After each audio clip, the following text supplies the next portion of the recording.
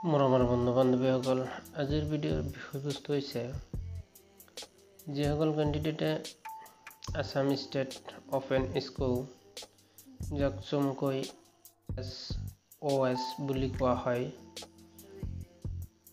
এইটো অসম চৰকাৰৰ Assam state school education বৰ্ডৰ আণ্ডাৰত HS লেভেলৰ এক্সাম হয়। যিসকল কেণ্ডিডেটৰ HS লেভেলত মাৰ্ক কম, সেইসকল কেণ্ডিডেটে যদি নিজৰ মাৰ্কসমূহ বঢ়াব বিচাৰে তেনেহ'লে SOSৰ আণ্ডাৰত এডমিশ্যন লৈ নিজৰ মাৰ্কখিনি বঢ়াব পাৰে। এইটোৰ কাৰণেই আজিৰ ভিডিঅ'ৰ বিষয়বস্তু। ভিডিঅ'টোত যিটো নোটিছৰ বিষয়ে আমি উল্লেখ কৰিছোঁ, এইটো নোটিছটো হৈছে পাব্লিছ হৈছে 10/4/2025।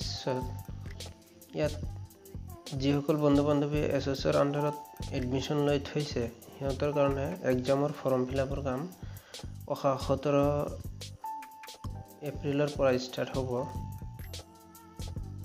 ইয়াৰ কাৰণে এই নোটিছটো পাব্লিছ কৰা হৈছে।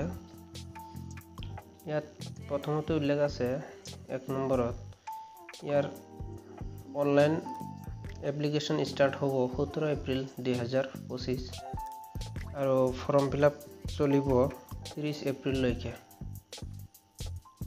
আৰু ইয়াৰ ডেট এক্সটেণ্ড হয় বা নহয়, ইয়াত কোনো নিৰ্দিষ্টকৈ উল্লেখ কৰা নাই। আৰু যিসকল কেণ্ডিডেটে পে'মেণ্ট কৰাৰ কাৰণে ৰৈ যাব, 30 এপ্ৰিলৰ পিছত তেওঁলোকে 5 মে'লৈকে ইয়াৰ পে'মেণ্টসমূহ কৰিব পাৰিব। এতিয়া আমি আলোচনা কৰোঁ কোনসকল কেণ্ডিডেটে এই SOSত পৰীক্ষা দিব পাৰিব বা ফৰ্ম ফিলআপ কৰিব পাৰিব। ইয়াত উল্লেখ কৰা আছে যিসকল কেণ্ডিডেটে 2020 চনৰ পিছত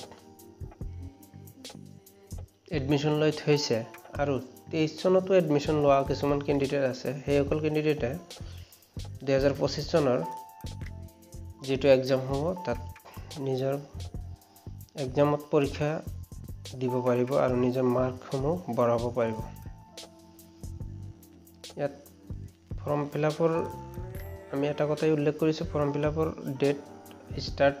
ষ্টাৰ্টিং ডেট হ'ব 17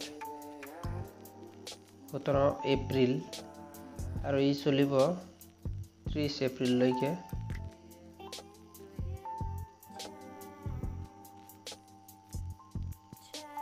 যিসকল কেণ্ডিডেটে যিমান কেইটা ছাবজেক্টত নিজৰ মাৰ্ক বঢ়াব, সেইকেইটা ছাবজেক্টত